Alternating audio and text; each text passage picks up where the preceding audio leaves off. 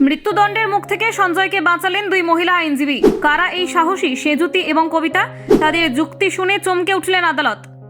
আরজিকর হাসপাতালে চিকিৎসক পড়ুয়া ধর্ষণ ও খুনের মামলায় অভিযুক্ত সঞ্জয় রায়ের বিরুদ্ধে আদালত চূড়ান্ত রায় ঘোষণা করেছে।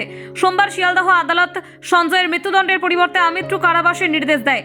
তবে এই রায় ঘোষণার আগে সঞ্জয়ের হয়ে জোরালো সওয়াল করে তাক লাগালেন তার দুই আইনজীবী সেজুতি চক্রবর্তী এবং কবিতা সরকার।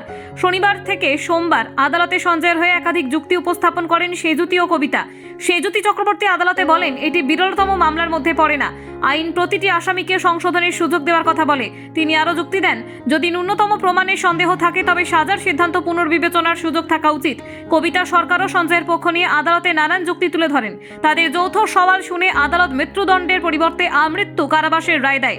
এই মামলা ঘিরে উত্তেজনা এবং বিতর্ক তুঙ্গে। তবে সেজুতি ও কবিতার সাহসিকতা এবং যুক্তিবোধের কারণে এই রায় সমাজে এক নতুন দৃষ্টান্ত স্থাপন করেছে।